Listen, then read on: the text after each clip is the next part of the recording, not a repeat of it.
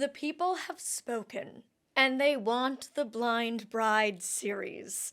So, here we are. This is the first official episode, although I feel like the proposal is truly the first official episode. So, this is kind of like episode 3, but it's the first official one. And I can't tell you how many of these there will be, how often I will make them. Maybe it dies here, but I'm gonna give it a go, and hopefully you enjoy it. Thank you to Grow Therapy for sponsoring this video. This is going to be very much a typical like Molly Rambles style video about the wedding. Because it's so funny, like the moment you get engaged, people go, have you picked a date yet? I cannot tell you how many people, we have been engaged for 3 weeks. In those 3 weeks, anybody who finds out we're engaged is like, when's the wedding? And I'm like, do people truly like jump on it that quick? Like, what? Like, it's crazy. But thinking of that, I do have one friend who also got engaged recently, and she said she had her venue booked and her dress picked within 2 weeks of the proposal. I am not on it like that. That's so wild. And like, I have another friend, he got engaged and planned his wedding, you guys know Brayden, in under 9 months. Like, from proposal to standing on the altar with his husband, 9 months. So some people really are on it. We are not that. My like estimate is that it'll be within a year. That's what I keep saying when people ask. And then they go like within 2026 or like within a year from the proposal. And I'm like, yes. Like, I literally don't even know what I mean when I say that. I just say it to give an answer. But truly, the answer is I'm just still living on the high of being an engaged woman. You guys know rings are like my favorite piece of jewelry in the world. I have been collecting rings since I was 15 years old, and I'm 32. So like over 15 years now I've been collecting rings, and I'm allergic to sterling silver. So like all of my rings are solid gold. Now I have a platinum to add to the collection. So the fact that for 3 weeks all I've worn is my one ring, I just want my engagement ring to like have her moment in the spotlight for a while, and then I will start putting my stacks back on. But she just needs her moment.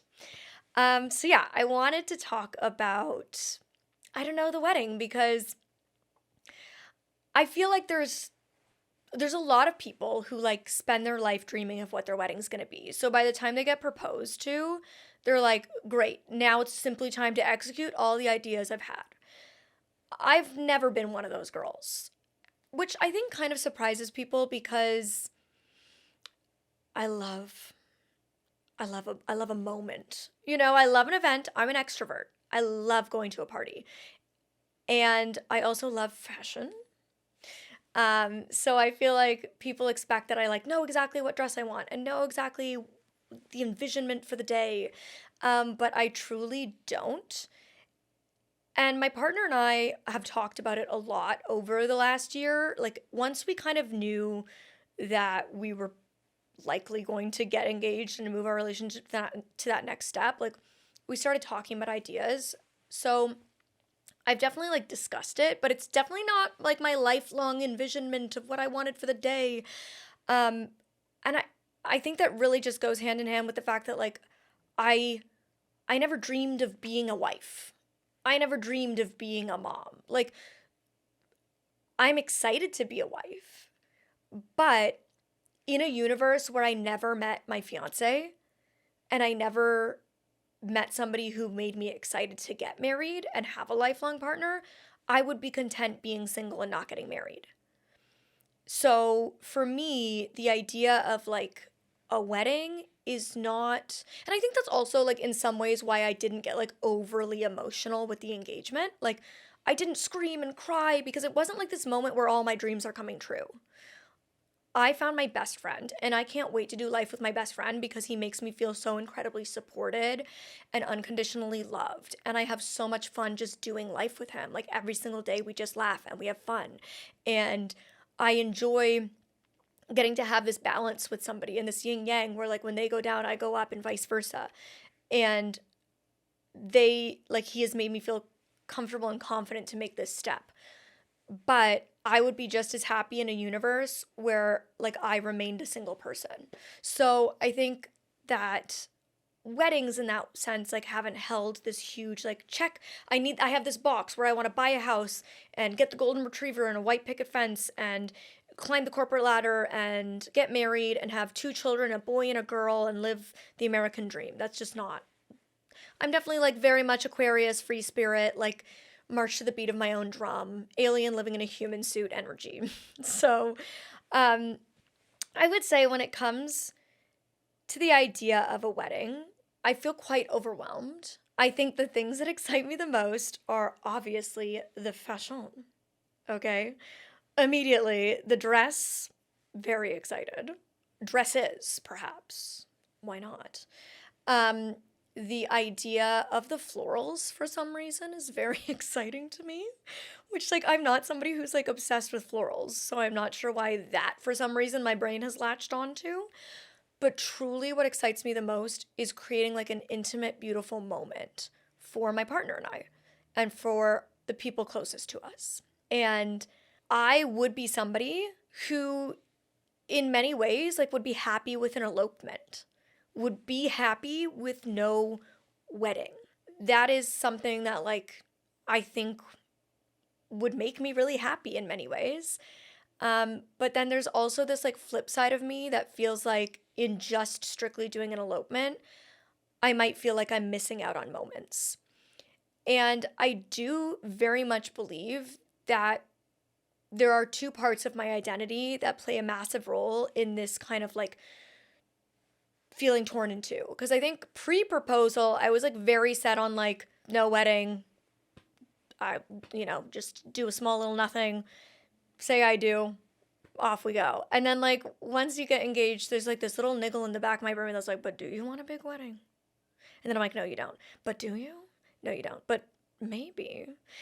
And I think that my disability as a blind woman plays a massive role in my emotional conflict and my childhood of being bullied, which I'm sure there's plenty of people who are like, girl, you're 32, like, get over it. Get over it. You were bullied growing up. You're fine. But unfortunately, sometimes these things stick with you. And I have been in therapy for a lot of my life. I'm a classic Aquarius. I saw this video once and it was this therapist who's like telling you what my therapy clients are like based on their zodiac sign. And she was like, Aquarius, they will come to you desperate for an appointment. They need the appointment immediately. They will come for 6 weeks. They work through their issues. They will leave for 5 years. They will come back. It is urgent. It's an emergency. They need an appointment. And I was like, that's so real. But I have been to therapy on and off throughout my life since I was maybe like 8 years old is when I saw my first therapist. I did it absolutely consistently, religiously, at minimum once a week from the time I was 13 all the way through my early 20s.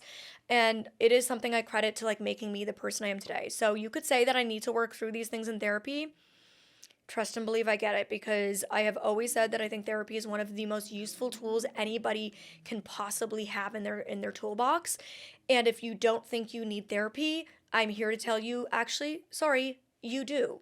Which is why the sponsor of today's video is so perfect, Grow Therapy. Grow Therapy is an accessible mental health solution that I trust. It makes it way easier to find and connect with a therapist that fits your budget and your schedule, which can honestly be one of the hardest parts of starting a therapy journey, is just finding the person and getting that first appointment booked. One thing that I really love and I think is so important is that when finding the therapist, you can filter it by things like gender, religious beliefs, and other parts of your identity. You can also do virtual or in-person sessions, and I love that flexibility. Grow works with over 125 insurance plans, and in some states, they even work with Medicaid. Speaking of insurance, the average person using insurance on Grow only pays $21 per session, and some people even pay $0. There's no subscription or hidden commitments. You are just paying per therapy session that you actually do. Grow is vetted and trustworthy. As a creator, I only partner with brands that I feel like that I can confidently recommend to my audience, and this is one of them. If this sounds like it's something that interests you, I would highly recommend checking them out. You can scan the QR code or go to growtherapy.co/Molly Burke to find your perfect therapy match today. Thank you again so much to Grow Therapy for sponsoring this video. A huge way that you as my audience can support me in continuing to be able to make this kind of content and plan a wedding is supporting my sponsors. So I really, really appreciate it. All right, now I want to tell you why I feel like those two parts of my identity are like making me feel torn about what I want from like the marriage, the wedding moment. I feel like the parts of a big wedding, like a traditional big wedding, that stress me out are inviting people. Like, if I had to say the number one stressor other than finances, which, listen, I'm gonna be posting about my wedding. If I can get stuff gifted or discounted, I'm not gonna lie to you, I will do it because that's expensive. But the finances, obviously, that's a huge stress. In this economy, my God. And the moment you attach the word wedding to anything, it's like $1 million. But the big thing, like, is guest list, which might sound trivial to some people, but I feel like there's always going to be a certain number of people who expect an invite. And as the people pleaser I am, who never wants to hurt anybody's feelings, I would feel obligated to invite people that I know think they should be invited, even if I didn't want to invite them. I would feel so anxious and stressed about the idea of like picking who to invite and who to leave out. The idea of having a bridal party, misery. Number one, misery. Like, there's no, even if in a weird universe where I was like, I'm gonna do a big traditional wedding, that is the tradition I would X, because, and this is where the being bullied part comes in, I feel like I literally don't know who I would ask. And it's not that I don't have so many people in my life that I love, but I see these people who like invite their childhood best friend and their sister and their like college sorority sister and like all these people who've been in their lives for a long time, and I've lived like many seasons of a life, and I don't know, like I don't like the idea of like who I would ask. Part of me feels like I would have nobody, which is heartbreaking, and I don't know, like I know I would have Brayden, who he's the only wedding party I've been in. And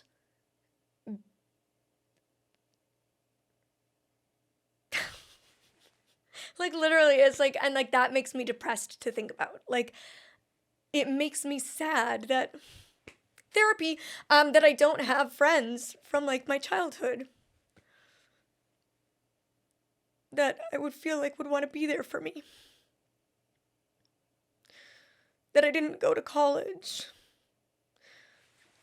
You know, like I just don't know who I would have. So the best thing to do is not think about it and not do it.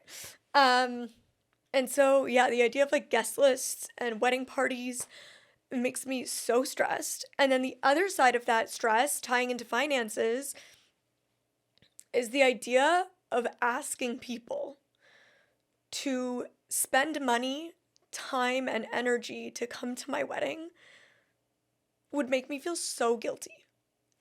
And if you want to have a big wedding, I'm not telling you you should feel that way. I'm just telling you, like, I feel like being like, come celebrate me is like, I would feel weird asking that of people. Like, people have limited days off. Everything's expensive. All of my loved ones are from all over the world. Like, most of my family's in Europe. That's very far from LA.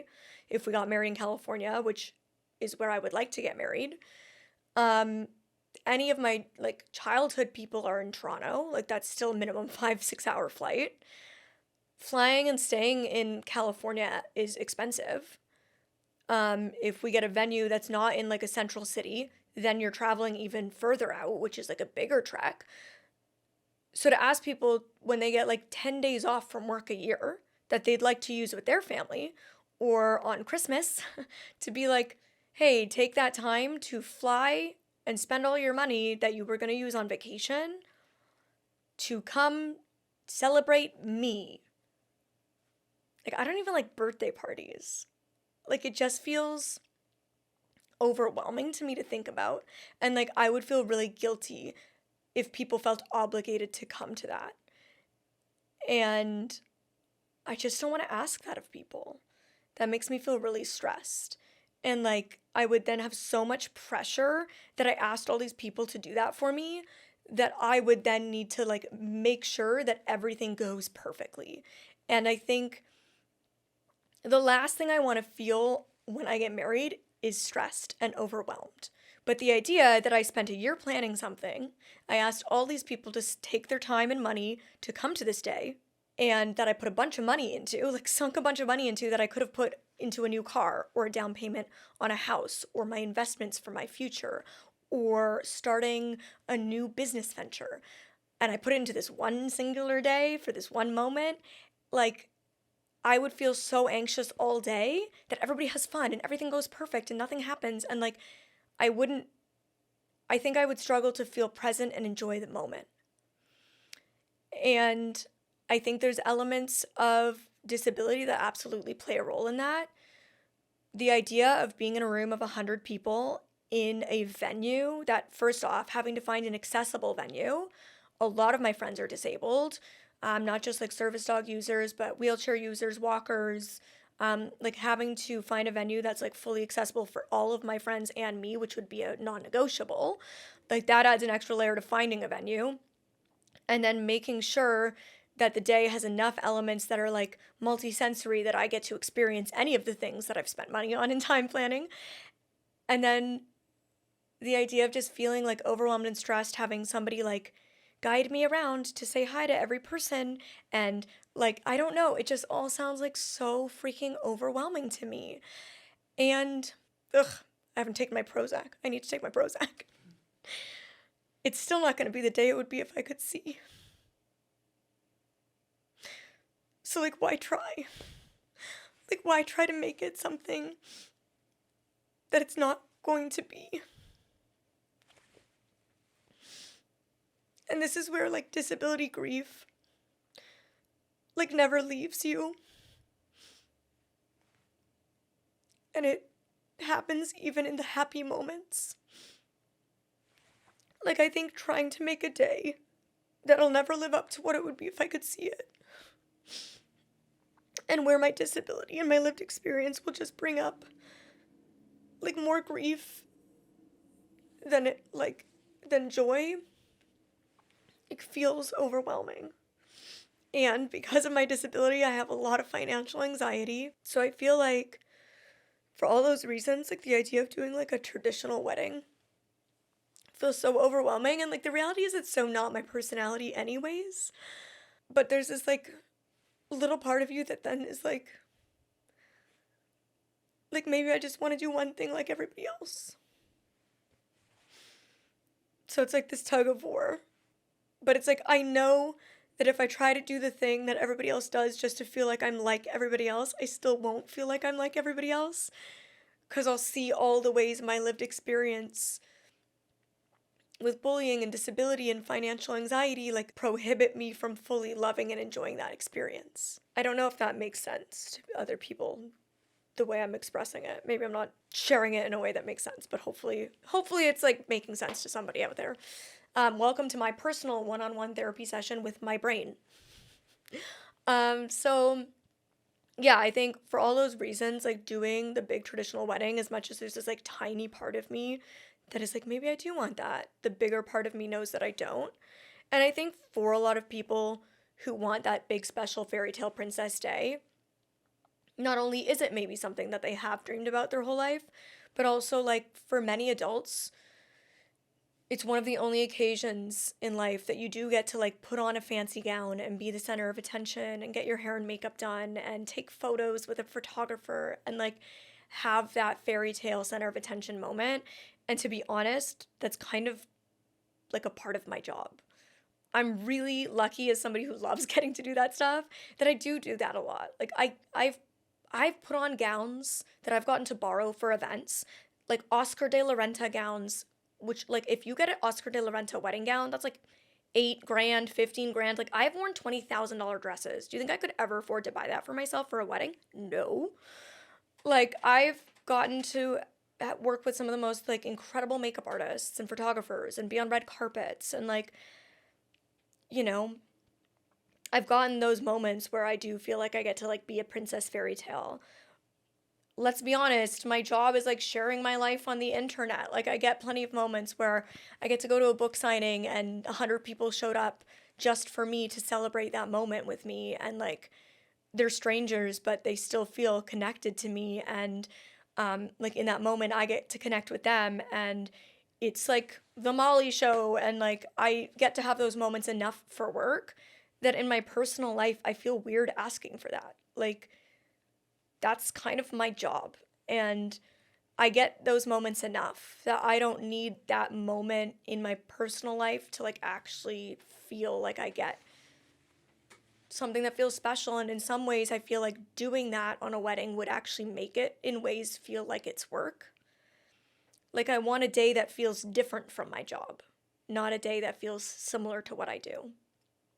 And when I think about, like, the parts of what will make a wedding feel special to me, it's a veil, because there's never going to be another time I dress up in a beautiful, expensive gown and put a veil on.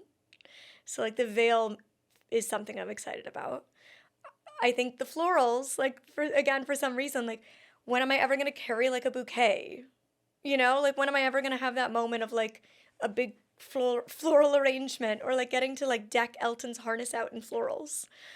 There's never going to be another event or moment outside of a wedding where I feel like that's, like, appropriate. So that excites me.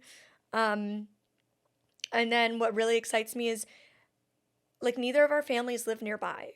My family is in Canada. His family is in Pennsylvania. And so having our families come together is incredibly special. And, like, my extended family, like my brother and sister-in-law and stuff, are in France. And so, like, the idea of having our families come together, that is so special to me. Like, truly that union of love. So, like, those are the things that when I look at, like, what would make a wedding feel like a true moment for me of love and celebration and make it feel special from anything else that I've ever done, it's those elements, as silly as some of those things sound. It's the moment, as much as I, like, literally am disgusted by this tradition of, like, the dad walking the person down the aisle, because it's rooted in, like, the dad handing the property of the daughter off to the man. That moment of, like, having my dad walk me down the aisle, like, that feels special, because that's never gonna happen again. So, like, it's those, like, little things that I hold on to. Or, like, my parents did profiteroles as their wedding dessert. They didn't do wedding cake, which is like a puff pastry filled with fresh cream. And my brother and sister-in-law did that as their wedding dessert as well. They did not do a cake. So, like, now I feel like that's a little family tradition. So something like that, like having that as my dessert, will feel special to me. Like, it's those little teeny things, picking the song, and I don't know, I haven't asked yet, but hopefully my brother will play guitar when we pick that song. Like, it's those little teeny moments that, like, never would my brother play a guitar for a song that my partner and I picked that's special to us at one of my work events. So it's like all those little things that excite me to plan and to figure out. But I feel like what feels like right in my soul is doing, I don't know, like renting a stunning villa for a weekend or for like a week or whatever, and just having our immediate family, like my mom, my dad, brother, sister-in-law, and their daughter, my mother and father-in-law, sister and brother-in-law, and my sister-in-law's children. Like that, having all of those people under one roof in a beautiful environment, surrounded by nature in my chosen home, California, that I love so much, just keeping it like really chill. And like, I still want all the bougie fancy elements, you know, I still want the florals, and I want a lot of string lights because I could see something. And I want the gorgeous gown, if not two.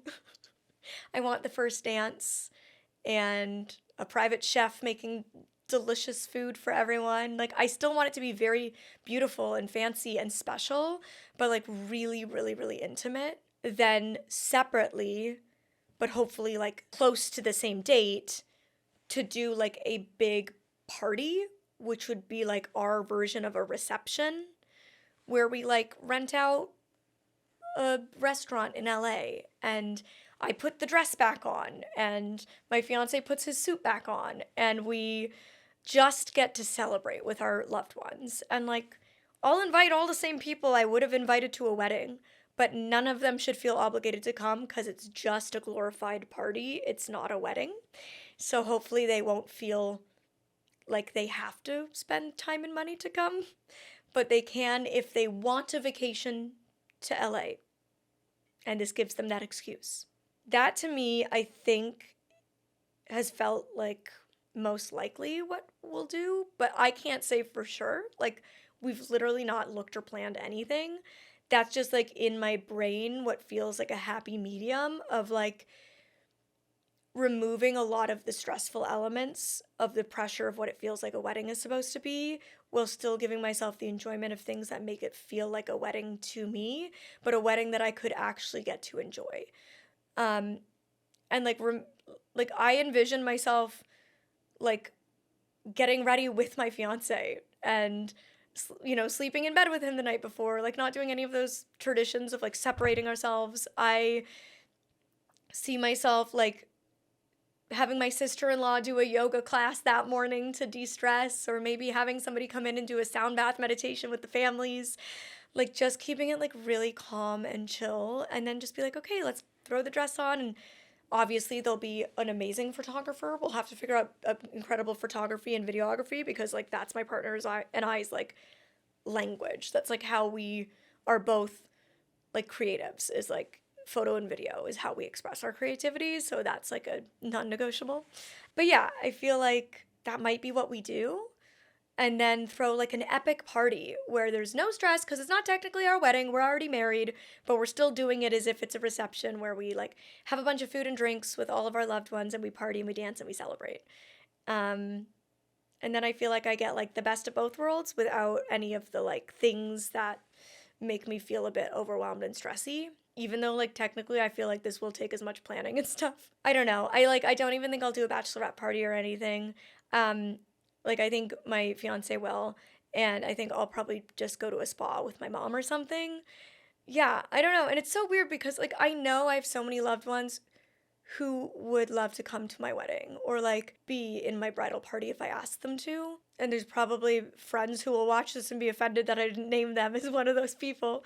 But I know there are many, but I don't know, it just brings up so many feelings from my past, feeling like I don't have the group of friends I'm supposed to have. Like I think of my brother and his like groom's party was like all of his best friends from since he was 12, who like all flew from all over the world to be there.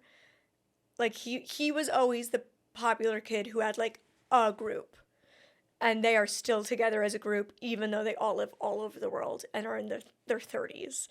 And like I don't have that, and I see that and I'm like, I feel like that's what I'm supposed to have, which I know is stupid. Like there's no rules, but I don't know, it like just brings up that kind of stuff when I think about it. Yeah, I don't know. So that's what we're thinking, and it doesn't mean like there's still so much that goes into planning not one but two things.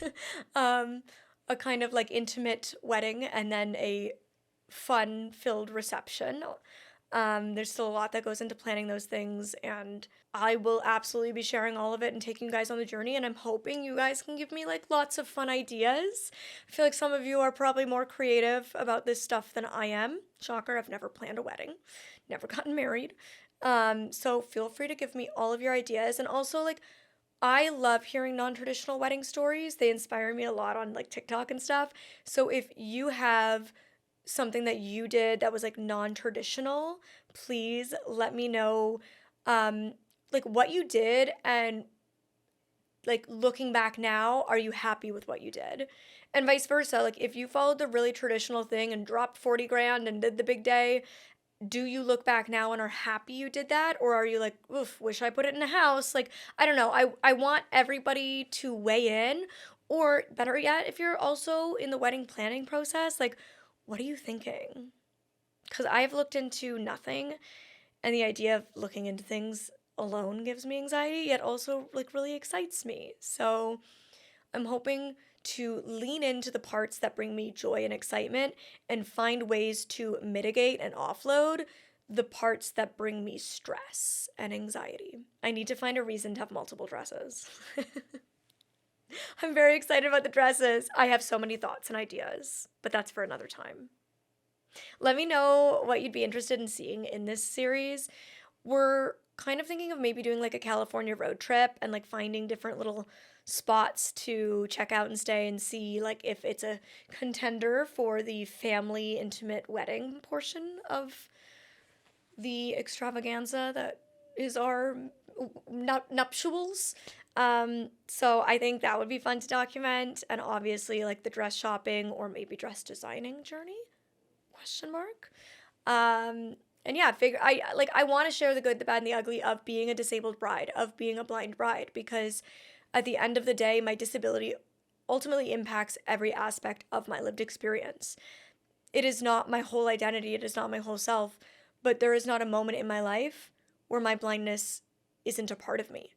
And so of course, it changes how I experience and live every moment, which will include the special big moments like a wedding. And so I want to share, because I know I have a lot of blind young women that watch me and their partners, and like maybe this in certain ways will be able to also help you figure out like how to navigate that for yourself. If you're a blind bride, give me all your thoughts. Okay, anyways, I'm rambling. I will stop. I think I've said it all. I think I've said enough. Hope you enjoyed the first episode of Blind Bride, and until next time, you can click over here if you want to hear my Molly rambles on my side of the proposal. And if you are done with wedding talk, you can click over here to see another video I've recently posted. Okay, I'll see you next time.